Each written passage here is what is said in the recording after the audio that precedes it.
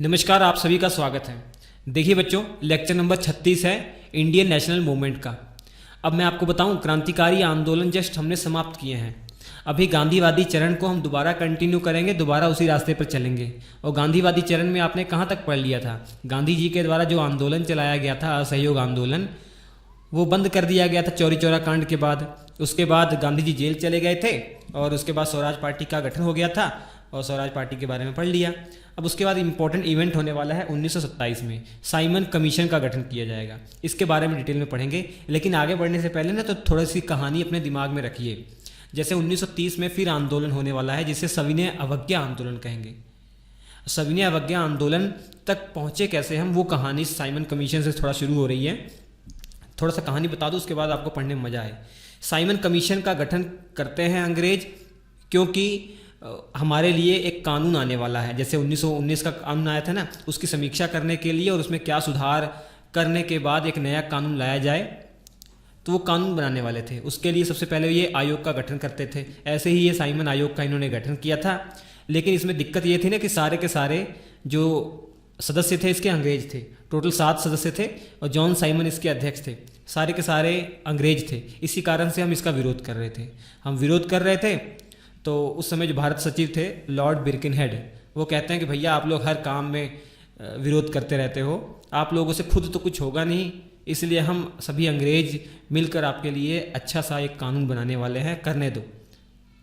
या तो हम आपको चैलेंज देते हैं, आप भी अपने लिए ऐसा कोई प्रस्ताव लाओ जो सभी दलों को सहमत कर सके। जितने भी भारत में दल हैं, कांग्रेस, मुस्लिम लीग, ये जितने भी दल हैं, सब आपस में सहमति से एक कोई प्रस्ताव लाओ जिसमें संवैधानिक सुधारों की बात की गई हो, उसको हम इंक्लूड करेंगे आगे आने वाले कानून में। तो हम चैलेंज एक्सेप्ट करते हैं। एक सर्वदलीय बैठक करने के बाद जितने भी दल थे सब मिलकर एक टीम बनाते हैं। उसके अध्यक्ष होते हैं मोतीलाल नेहरू। और ये जो समिति बनाई गई थी नेहरू जी की अध्यक्षता में, ये रिपोर्ट प्रस्तुत करती है जिसे नेहरू रिपोर्ट कहा जाता है। हालांकि लॉर्ड बिर्किनहेड ने सही कहा था कि हम सभी सहमत नहीं हो पाए थे, तो मुस्लिम लीग इससे नाराज़ थी। जो भी हमने प्रावधान किए थे ना नेहरू रिपोर्ट में, वो उससे वो नाराज़ थी और आखिरकार नहीं माना गया इस नेहरू रिपोर्ट को। तो हमने चैलेंज दिया, भैया 1 साल के अंदर आप नेहरू रिपोर्ट को मान लो, नहीं तो हम आंदोलन चलाने वाले हैं। तो उन्होंने नहीं माना, हमने आंदोलन चलाया। तो वहाँ तक पहुँचना है हमको। तो फिलहाल शुरू करेंगे हम साइमन कमीशन। तो साइमन कमीशन भैया, इस आयोग का गठन नवंबर 1927 में हुआ था। क्यों हुआ था वो आगे पढ़ाऊंगा, पहले इस आयोग के बारे में देखिए। अंग्रेजों ने किया था। इसमें कुल 7 सदस्य थे। जॉन साइमन इसके अध्यक्ष थे। जॉन साइमन को अध्यक्ष बनाया गया था। अब ये जो सातों के सातों सदस्य थे ना, ब्रिटिश पार्लियामेंट के थे। इसमें 2 सदस्य हाउस ऑफ लॉर्ड्स के थे और 5 सदस्य हाउस ऑफ कॉमन के थे। जैसे हमारे यहाँ निम्न सदन लोकसभा होता है, वैसे वहाँ पर निम्न सदन हाउस ऑफ कॉमन्स है और उच्च सदन हाउस ऑफ लॉर्ड्स है। तो 5 सदस्य हाउस ऑफ कॉमन से आए थे, जिसमें से अलग अलग पार्टी के थे। उस समय सरकार थी कंजर्वेटिव पार्टी की सरकार थी। तो कंजर्वेटिव पार्टी के 2 सदस्य थे, लेबर पार्टी के 2 सदस्य थे, लिबरल पार्टी का 1 सदस्य था। तो साइमन जो थे ना, ये लिबरल पार्टी से संबंधित थे, इनको अध्यक्ष बनाया गया था। और लेबर पार्टी के एक सबसे इम्पोर्टेंट सदस्य ये देख लीजिए, एटली, क्लीमेंट एटली। ये जब भारत जब आज़ाद होगा उस समय ये ब्रिटेन के प्रधानमंत्री बनेंगे। लेबर पार्टी उस समय होगी। हालांकि लेबर पार्टी अभी कुछ सालों के बाद, 1-1.5 साल के बाद लेबर पार्टी का गठन हो जाता है, वहाँ जीत जाती है, कंजर्वेटिव पार्टी हार जाती है। लेकिन जब भारत आज़ाद होगा उस समय भी लेबर पार्टी रहेगी सत्ता में। और ये एटली जो है ना, जो यहाँ सदस्य के रूप में आए हैं, ये प्रधानमंत्री रहेंगे। तो ये सदस्यों के नाम, ये ना भी याद रखें, कोई दिक्कत नहीं, मैंने आपको बताया है बस। अब ये जो गठन हुआ है आयोग का, तो रिपोर्ट अपनी देने से पहले ये भारत में इन्होंने यात्रा की। 1928 से लेकर 1929 के बीच में ये 2 बार भारत में आए। फरवरी 1928 में आते हैं, मार्च 1928 तक रहते हैं पहली बार। उसके बाद दोबारा अक्टूबर 1928 से आते हैं और अप्रैल 1929 तक रहते हैं। दोनों ही शिफ्ट में जब आए, हमने इतना इनका इतना विरोध किया कि सोचिए मत। अब ये रिपोर्ट अपनी फाइनली प्रस्तुत करते हैं। रिपोर्ट मई 1930 में, और कुछ सिफारिशें देते हैं। उन सिफारिशों के ऊपर 3 गोलमेज सम्मेलन होगा। लंदन में सम्मेलन बुलाया जाएगा जिसमें भारत की सभी पार्टियां जाएंगी। तो वहाँ पे इस सम्मेलन में पार्टिसिपेट करेंगी और वहाँ पर बातचीत पता किस पर होगी, इसी रिपोर्ट पर होगी। ये जो साइमन के द्वारा दी गई रिपोर्ट है इसी पर बातचीत होगी और वहाँ से जो फैसला निकलेगा तो बाद में एक फाइनल रिपोर्ट तैयार करके ब्रिटिश पार्लियामेंट में भेजी जाएगी और वहाँ पे चर्चा होगी, वहाँ पे बहस होगी, तब जाकर 1935 का अधिनियम आएगा आगे। तो 1935 का अधिनियम यहीं से उसका जड़ है, समझ लीजिए। अब आगे बढ़ने से पहले दिमाग में ये भी तो क्लियर होना चाहिए भैया आखिर कारण क्या था इस अधिनियम को, सॉरी ये जो साइमन आयोग है इसके गठन का कारण क्या था। तो आपने 1919 का जो अधिनियम पढ़ा जिसे मॉन्टेग्यू चेम्सफोर्ड सुधार अधिनियम भी कहते हैं, उसमें प्रावधान कर रखा था कि भैया 10 वर्ष के बाद एक रॉयल कमीशन का गठन किया जाएगा, एक शाही कमीशन का गठन किया जाएगा जो ये चेक करेगा, समीक्षा करेगा कि इस कानून ने 1919 वाले कानून ने अपना काम कैसा किया और क्या इसमें कुछ सुधार की आवश्यकता है। अगर सुधार की आवश्यकता होगी तो सुधार करने के बाद हम क्या करेंगे, सुधार करने के बाद एक नया कानून लाएंगे। इसी कारण से साइमन आयोग का गठन किया था। लेकिन कायदे से देखा जाए 1919 का अधिनियम लागू तो 1921 में हुआ था, तो भैया या तो आप 1929 में इसका गठन कर देते या 1930 या 1931 तो अब समझ में आता। लेकिन आपने तो 1927 में गठन कर दिया। उसका कारण क्या है? उसका कारण यह है ना कि ब्रिटेन में चुनाव आने वाले थे, आम चुनाव, जैसे यहाँ लोकसभा के चुनाव होते हैं ना, वैसे वहाँ आम चुनाव आने वाले थे और लेबर पार्टी की लहर चल रही थी। जो कंजर्वेटिव पार्टी उस समय सत्ता में थी उसको पता था कि भैया लेबर पार्टी आने वाली है और लेबर पार्टी के लोगों का जो रिलेशन है कांग्रेस के साथ बहुत अच्छा है, कांग्रेस के सदस्यों के साथ। तो कहीं ऐसा ना हो कि लेबर पार्टी बहुत ज़्यादा हिदायत दे दे आगे आने वाले कानूनों में। तो इस सब से बचने के लिए और उन्होंने सोचा कि हम ही इस आयोग का गठन करते हैं और हम ही कानून लाने का श्रेय हासिल करते हैं। तो इस कारण से पहले ही 1927 में ही गठित कर दिया। इसके अलावा भारत में सांप्रदायिक तनाव तो पहले से ही चला आ रहा था, 1905 से ही चला आ रहा था। जब बंगाल का उन्होंने विभाजन कर दिया ना, उसी के बाद से ही सांप्रदायिक तनाव चला आ रहा था। इसी कारण से तो मुस्लिम लीग का भी गठन हो गया था 1906 में। तो इस वातावरण में वो सोच रहे थे कि मनचाही रिपोर्ट हम तैयार कर लेंगे, उसको पास करवा लेंगे, कोई दिक्कत नहीं होगी। तो ये मेन कारण थे इसके गठन के। और इंडिया में भी डिमांड हो रही थी कि भैया ये कुछ नया कानून लाया जाए, तो ये सब कारण थे। अब आयोग आएगा यहाँ पर समीक्षा करने के लिए, चेक करने के लिए, देखने के लिए, सर्वे करने के लिए, तो हम बहुत बुरी तरीके से उसका विरोध करने वाले हैं। तो आयोग फरवरी 1928 में बम्बई में पहुँचता है। बम्बई में बंदरगाह पे इतना तगड़ा हम विरोध करते हैं ना कि सोचिए मत। और इसके अलावा वो जहाँ जहाँ गया वहाँ वहाँ हमने विरोध किया। हमने क्या किया, साइमन गो बैक के नारे लगाए और उनको काले झंडे दिखाए। और इसके अलावा हमने कई जगह तो ना नए नए तरीके भी अपनाए इनका विरोध करने के लिए। जैसे लखनऊ में हम देखते हैं, लखनऊ में एक ऐसा तरीका अपनाया गया, पतंग और गुब्बारों की सहायता से इसका विरोध किया गया। पतंगों पर go back, Simon go back, और जो गुब्बारे हवा में उड़ जाते हैं उन पर लिखा गया साइमन गो बैक। उनको छोड़ा गया, हवा में वो उड़ गए। ऐसे ही एक दर्शाने का प्रयास किया गया कि मतलब भैया आप भी यहाँ से उड़ जाओ, ठीक है। इसके अलावा और भी कई तरीके अपनाए हमने। जैसे ये ट्रेन में जब सफ़र करते थे एक जगह से दूसरी जगह पर, ये साइमन कमीशन उनके टीम, तो जहाँ जहाँ ट्रेन की पटरी के पैरेलल में सड़कें होती थी तो हम सड़कों पर गाड़ी में बैठ के, ट्रकों में बैठ के, तो उनके पैरेलल में चलकर विरोध करते थे, Simon go back, Simon go back, ऐसे विरोध करते थे। जहाँ जहाँ वो ट्रेन में जाते थे हम विरोध करते रहते थे। तो हमने उनका जीना हराम कर दिया था। इसी कारण से तो हमको चैलेंज दिया गया था कि भैया आप, अच्छा हम नहीं कर पा रहे तो आप करके दिखाओ। तो इसी कारण से नेहरू की जो टीम थी वो अपना काम पैरेलल में कर रही थी और साइमन कमीशन वाले भी अपना काम पैरेलल में कर रहे थे। कुछ दलों को छोड़ दिया जाए ना तो लगभग सभी दलों ने इनका विरोध किया था। समर्थन किसने किया था, किन दलों ने साइमन आयोग का समर्थन किया था? पंजाब की यूनियनिस्ट पार्टी ने, मद्रास की जस्टिस पार्टी ने, और मुस्लिम लीग दो खेमों में बट गया था। शफी गुट एक था और एक जिन्ना वाला गुट था। तो शफी गुट ने मुस्लिम लीग का विरोध किया था और डॉक्टर B.R. अम्बेडकर की जो डिप्रेस्ड क्लास एसोसिएशन है उन्होंने इसका विरोध किया था, इसका समर्थन किया था, ठीक। तो ये समर्थन वाले थे जो साइमन आयोग का समर्थन कर रहे थे, ये टीम थी। इसके अलावा विरोध करने वाले तो कांग्रेस थे, हिंदू महासभा थी, लिबरल पार्टी थी, और मुस्लिम लीग का जो जिन्ना वाला ग्रुप था वो विरोध कर रहे थे साइमन आयोग का।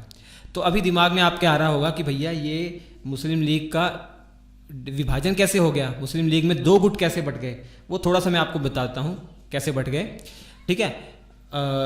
वो आपके एग्ज़ाम के ओरिएंटेड काम का नहीं है, लेकिन मेंस में जब आप क्वेश्चन का आंसर देंगे तो उसमें उसका प्रयोग कर सकते हैं। उससे पहले दिसंबर 1927 में कांग्रेस का मद्रास अधिवेशन हुआ था। M.A. अंसारी, मुख्तार अहमद अंसारी की अध्यक्षता में हुआ था। तो इसमें हमने निर्णय लिया कांग्रेस ने कि आयोग का बहिष्कार हम करेंगे, आयोग का हम बहिष्कार करेंगे, क्योंकि आयोग आने वाला था, ठीक है, अगले महीने, अगले साल आएगा फरवरी 1928 को। तो हमने पहले ही निश्चित कर लिया कि हम विरोध करेंगे, ठीक है। अभी मैं आपको ये जवाब देने वाला हूँ कि मुस्लिम लीग, शफी गुट और जिन्ना गुट में कैसे बट गए, वो थोड़ा सा देखिए ध्यान से। देखिए बच्चों, मुस्लिम लीग का मार्च 1927 में बैठक होती है, जिसे दिल्ली मुस्लिम प्रपोजल कहा जाता है।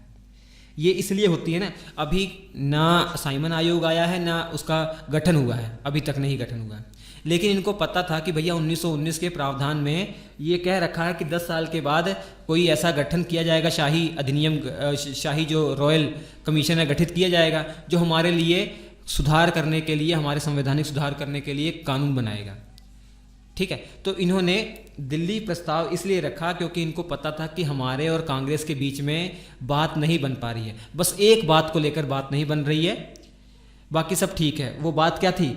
वो बात थी जो पृथक चुनाव प्रणाली थी, जो मुसलमानों के लिए अलग चुनाव प्रणाली थी, सांप्रदायिक चुनाव प्रणाली थी। वो बात, उस बात को लेकर नहीं बन पा रही, बाकी सब ठीक है। तो उस प्रॉब्लम को सॉल्व करने के उद्देश्य से मुस्लिम लीग ने दिल्ली में एक मीटिंग बुलाई थी, जिसे दिल्ली प्रस्ताव या दिल्ली मुस्लिम प्रपोजल कहा जाता है, मार्च 1927 में, 20 मार्च 1927 में। तो इन्होंने सोचा कि इस प्रॉब्लम को अगर हम सॉल्व कर दें, जो पृथक चुनाव प्रणाली जो हम डिमांड की थी, अगर उनको हम नकार दें तो कांग्रेस के हम करीब आ जाएंगे। आगे जो कानून बनने वाला है, कोई भी कमीशन आएगा जो कानून बनाएगा, उसमें हमारा भी पार्टिसिपेशन होगा, बहुत अच्छा सब हो जाएगा, हिंदू मुस्लिम एकता देखने को मिलेगी, ठीक। तो मुस्लिम हितों के लिए यहाँ पर निम्न प्रस्ताव रखे गए। पहली बात, पृथक निर्वाचक जो सिस्टम था ना, उसके जगह पर इन्होंने संयुक्त निर्वाचन प्रणाली रख दिया। मतलब एक तरीके आरक्षण वो ख़त्म कर दिया, वो वाला जो अलग चुनाव प्रणाली था, मतलब कि भैया जो मुस्लिम बाहुल्य क्षेत्र है वहाँ मुस्लिम ही कैंडिडेट खड़ा होगा और मुसलमान ही उसको, वहाँ के जो मुसलमान है वही वोट करेंगे, ऐसा सिस्टम हटा दिया। अब संयुक्त निर्वाचन मतलब साधारण वाला सिस्टम होगा कि सब एक साथ ही कोई भी खड़ा हो सकता है और सब वोट करेंगे। तो इस बात को लेकर मुस्लिम लीग दो गुटों में बट गया था, बस यही बात, ये पृथक निर्वाचन को हटाए जाने की बात को लेकर ना मुस्लिम लीग दो गुटों में बट गया। एक शफी गुट मोहम्मद शफी की अगुवाई में था और एक मोहम्मद जिन्ना की अगुवाई में था, तो ये दो गुट बट जाते हैं। यहाँ मांग की गई कि केंद्रीय विधान परिषद में 1/3 आरक्षण मुसलमानों को दिया जाए। जो ये केंद्रीय विधान परिषद है उसमें जितनी भी सीटें हैं उसमें 1/3 मुसलमानों को हो। और पंजाब और बंगाल में मुस्लिम आबादी ज़्यादा थी और बोला गया वहाँ जनसंख्या के अनुपात में हमको आरक्षण हो। जैसे मान लो पंजाब में अगर 70% मुसलमान है तो 70% सीटें पंजाब प्रांत की जो विधान परिषद है वहाँ की 70% मुसलमानों को दी जाए, ऐसे ही बंगाल में ये कह रखा था। और सिंध जो है बम्बई का पार्ट था, बम्बई प्रेसिडेंसी का पार्ट था, और पूरा बम्बई प्रेसिडेंसी में सिंध मुस्लिम मेजोरिटी वाला था। तो ये सोच रहे थे मुसलमान कि अगर सिंध को अलग कर दिया जाता तो वहाँ पे भी हमारी सरकार बन जाती, क्योंकि एक ही प्रांत है, ये पूरा सिंध बम्बई वाला प्रांत में मिला हुआ है, तो यहाँ पे इनकी सरकार बनना नामुमकिन था। तो इसी कारण से सिंध को इन्होंने कहा बम्बई से अलग कर दिया जाए और जो उत्तर पश्चिम सीमा प्रांत है इनको भी प्रांत का दर्जा दिया जाए अलग करके। तो ये इनकी डिमांड थी, ठीक। और इन्हीं में से कुछ डिमांड जब आगे जिन्ना 14 सूत्रीय कार्यक्रम लेकर आएंगे ना, 14 सूत्रीय कार्यक्रम मतलब 14 डिमांड मांगेंगे, इन्हीं कई डिमांड तो ये होंगी और कई नई नई डिमांड होंगी। वो क्यों लाएंगे? क्योंकि जो नेहरू रिपोर्ट आएगी ना उससे खुश नहीं होंगे जिन्ना, नेहरू रिपोर्ट से खुश नहीं होंगे, इसलिए वो आगे 14 और डिमांड करेंगे। वो आगे हम पढ़ाएंगे तो समझ में आएगा। ये तो आपको वैसे ही बता दिया कि आपके दिमाग में क्लियर हो जाए कि मुस्लिम लीग का दो गुटों में बटा कैसे। तो अभी हम पढ़ क्या रहे हैं? अभी हम पढ़ रहे हैं विरोध कर रहे हैं ना। चलिए ठीक है, देखते हैं हम कहाँ कहाँ विरोध करते हैं। कांग्रेस से भी हरी झंडी मिल गई है विरोध करने के लिए, तो हम विरोध करने वाले हैं भैया। सबसे पहले बम्बई में 3 फरवरी को जब पहुँचता है, आते सार ही हमने विरोध किया बम्बई में। इतना विरोध किया कि उन लोगों को गोलियाँ चलानी पड़ी। फिर कलकत्ता में भी हमने विरोध किया। जब कलकत्ता में साइमन कमीशन पहुँचा, भारत के हर इलाके में जा रहा था वो, तो वहाँ सुभाष चंद्र बोस के नेतृत्व में हमने विरोध किया। लखनऊ में विरोध किया, जवाहरलाल नेहरू और गोविंद बल्लभ पंत की अध्यक्षता में हमने विरोध किया।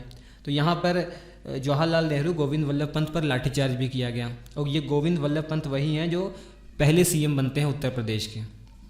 और लाहौर में तो गजब हो गया था भैया। लाहौर में विरोध हुआ 30 अक्टूबर 1928 को जब पहुंचा साइमन कमीशन, हमने विरोध किया। विरोध में लाला लाजपत राय जी के नेतृत्व में सभी लोग थे और उसमें भगत सिंह की जो नौजवान भारत सभा थी ना, जो 1926 में गठित की गई थी, मैंने बताया था, तो वो भी यहाँ पर उपस्थित थी। तो हमने विरोध किया, यहाँ लाठीचार्ज हुआ। लाला लाजपत राय पर जब पुलिस ऑफिसर स्कॉट था, उसने परमिशन दी थी सैंडर्स को, सैंडर्स ने लाठीचार्ज करके लाला लाजपत राय जी को यहाँ इतना घायल कर दिया था कि 17 नवंबर 1928 में इनकी मृत्यु हो जाती है। वो सारी कहानी आपने पढ़ा हुआ है। इसी कारण से तो सैंडर्स की हत्या की जाती है भगत सिंह और इनकी टीम के द्वारा। वो क्रांतिकारी आंदोलन में आपने पढ़ लिया है। अब हम जब विरोध कर रहे हैं तो भारत सचिव उस समय लॉर्ड बिर्किनहेड हैं। वो कहते हैं कि भैया आप लोग केवल विरोध करना जानते हो, अगर हिम्मत है तो सर्व सहमति से संवैधानिक सुधारों से संबंधित कोई प्रस्ताव पेश कीजिए जिसको हम कंसीडर करेंगे, अगर सबकी आपकी सहमति होगी। इनको पूरा कॉन्फिडेंस था कि भारत में एकता नहीं आ सकती, सर्व सहमति से कोई प्रस्ताव नहीं बन सकता। तो इनका सोचना सही था, क्योंकि नेहरू रिपोर्ट जो आई थी उसका भी विरोध करने के लिए भारत में कई लोग थे। जैसे मुस्लिम लीग मेन विरोध कर रही थी उसके कई पॉइंट का। ठीक, तो ये अगले वीडियो में हम नेहरू रिपोर्ट से संबंधित सारी चीज़ें पढ़ेंगे। हमने जो चैलेंज एक्सेप्ट किया, शुरुआत कैसे की और नेहरू रिपोर्ट में क्या क्या था, वो सब हम आपको बताएंगे। अब यहाँ पर 27 मई 1930 को ये अपनी रिपोर्ट पब्लिश करते हैं और यहाँ पर कुछ सिफारिशें करते हैं। तो उस सिफारिशों, जो ये सिफारिश करेंगे ना, उन सिफारिशों को लेकर, इनकी रिपोर्ट को लेकर लंदन में 3 बार मीटिंग होगी, जिसे राउंड टेबल कॉन्फ्रेंस कहा जाता है। गोल मेज सम्मेलन, गोल मेज मतलब राउंड टेबल कॉन्फ्रेंस होगी। तो वहाँ पे जो भी निर्णय निकलेगा वो सारा कुछ निचोड़ करके पार्लियामेंट को बताया जाएगा और पार्लियामेंट उस हिसाब से कानून बनाकर 1935 का कानून बनाएगी। ठीक, अब यहाँ पर सिफारिशें क्या की थी? सिफारिश ये की थी कि डोमिनियन स्टेटस का दर्जा नहीं मिलना चाहिए। अभी इंडिया को डोमिनियन स्टेटस नहीं देना चाहिए, जैसे आयरलैंड को दे दिया था अंग्रेजों ने, ऑस्ट्रेलिया को दे दिया था, कनाडा को दे दिया था। इन्होंने कहा अभी इंडिया उस लायक नहीं हुआ है कि इनको डोमिनियन स्टेटस ना मिले। डोमिनियन स्टेटस आप समझ रहे हैं ना, कि डोमिनियन स्टेटस का मतलब होगा कि भारत में पूरी तरीके से हम ही रूल करेंगे, लेकिन ऊपर जो मेन शक्ति होगी वो ब्रिटेन की होगी। तो मतलब यहाँ ये ब्रिटेन है पूरा और हम भारत के अंदर रहेंगे, लेकिन अंदर जो भी रूल करेंगे हमारे ही सब लोग होंगे। और जो ब्रिटिश पार्लियामेंट जो कानून बनाकर हमको देगी उसी हिसाब से हम रूल करेंगे। तो ये डोमिनियन स्टेटस था। इसको मना कर दिया कि डोमिनियन स्टेटस नहीं मिलना चाहिए। और इन्होंने बोला कि केंद्र में अभी उत्तरदायी सरकार मत लाइए, राज्य में उत्तरदायी सरकार लाइए। हालांकि 1919 वाले में नाम मात्र का राज्य में उत्तरदायी सरकार लाए। उत्तरदायी सरकार मतलब मान रहे हैं कि जनता के द्वारा चुने हुए, जनता के बीच के ही लोग वहाँ पर जाके रूल करें। तो इन्होंने कहा केंद्र में भी उत्तरदायी सरकार मत लाइए, यहाँ पे आप जो है ना अप्रत्यक्ष चुनाव प्रणाली के द्वारा कुछ लोगों को चुनिए और बाकी मनोनीत कीजिए। ठीक है, उत्तरदायी सरकार, जैसे हमारी आज की सरकार उत्तरदायी है कि जो सरकार है वो हमारे द्वारा ही चुनी गई है, ऐसा नहीं कि राष्ट्रपति ने मनोनीत करके रख दिया है। ठीक है, उसके अलावा केंद्रीय विधानमंडल का संघात्मक ढांचे का आधार पर पुनर्गठन किया जाए। मतलब यहाँ पर फेडरल सिस्टम, संघात्मक व्यवस्था की बात की गई है, जबकि उस समय आप समझिए कि ब्रिटेन में यूनिटरी सिस्टम था, एकात्मक सिस्टम था। एकात्मक सिस्टम मतलब समझ लीजिए कि सुप्रीम सर्वोसर्वा है केंद्र, राज्यों के पास कोई शक्ति नहीं है। जबकि संघात्मक सिस्टम में, हालांकि संघात्मक सिस्टम में भी ज़्यादा पावर केंद्र के पास होगी, लेकिन राज्यों के पास भी अपनी पावर होगी। ठीक है, तो ये संघात्मक ढांचे का व्यवस्था यहाँ पर कहने के मतलब इन्होंने सिफारिश की और बोला गया कि जो देसी रियासतें हैं ना उनको भी संघीय व्यवस्था में शामिल किया जाए। इन्होंने कहा कि पृथक निर्वाचन जो व्यवस्था चली आ रही है ना वो उसको जारी रखिए। 1909 से शुरू हो गया था, पहले मुसलमानों को दिया गया था, उसके बाद सिख बहुत लोगों को दे दिया 1919 में। इन्होंने बोला वो व्यवस्था जो है वो सही है, वो चलती रहने दीजिए, लेकिन दलितों के लिए भी एक अलग से निर्वाचन, पृथक निर्वाचन ले आइए। मतलब ये इनका मेन उद्देश्य यहाँ आने का, जो कमीशन गठित की जा रही है ना, इनका मेन उद्देश्य ये नहीं कि हमारा सुधार कैसे हो, ये इसलिए आते थे कि अंग्रेज मजबूत कैसे हों। देखिए एग्जाम्पल के तौर पर अब दलितों को भी अलग कर देंगे, ये दलितों के अंदर भी अलग होने का बीज बो देंगे। तो वो इसलिए आते थे रॉयल कमीशन या कोई भी कमीशन गठित करते थे ताकि वो अपना साम्राज्य मजबूत कर सके, भारत में अपनी शक्ति पकड़ और मजबूत कर सकें, ना कि हमारा सुधार करना उनका कोई उद्देश्य होता था। इन्होंने कहा मतदान का अधिकार बढ़ा दिया जाए। पहले मतदान का अधिकार तो था हमको, लेकिन सीमित रूप से था ना, इन्होंने बोला कि थोड़ा सा और बढ़ा दिया जाए। इन्होंने बोला बर्मा को भारत से अलग कर दिया जाए, और इन्होंने बोला इस रिपोर्ट के लिए, इस पे डिस्कशन करने के लिए एक गोलमेज सम्मेलन बुलाया जाए, और गोलमेज सम्मेलन जब बुलाया जाए तो भारत की जितनी भी पार्टियां हैं सबको वहाँ पे, सबके प्रतिनिधि वहाँ पर हों, और उसके बाद एक फैसले पर पहुँचा जाए, तब जाकर कानून बनाने की प्रक्रिया शुरू की जाए। ऐसा ये कहा गया साइमन आयोग ने। तो साइमन कमीशन या साइमन आयोग आपने पढ़ लिया। इसके बाद नेहरू रिपोर्ट हम पढ़ेंगे। नेहरू जी भी, मोतीलाल नेहरू भी पैरेलल में अपनी टीम के साथ काम कर रहे हैं, तो उसके बारे में पढ़ेंगे। उसके बाद कैसे जिंदा नाराज हो जाएंगे और अपना 14 सूत्रीय कार्यक्रम लेकर आएंगे, वो सब हम डिस्कस करने वाले हैं आगे। तो उम्मीद कर रहा हूँ ये आपको समझ में आ गया होगा। कोई डाउट रह गया तो दोबारा से इस वीडियो को देख लीजिए, या आप कमेंट करके डाउट पूछ सकते हैं, सब क्लियर हो जाएगा। बहुत सिंपल तरीके से मैंने रिप्रेजेंट किया आपके सामने कि बच्चा ये समझ जाए, कोई ज़्यादा मुश्किल नहीं है। ठीक, और वीडियो अच्छा जरूर लगा होगा। अच्छा लगा तो लाइक कर दीजिएगा, शेयर कर दीजिए दोस्तों के साथ, और हमारे चैनल को सब्सक्राइब करके रखिए। नमस्कार।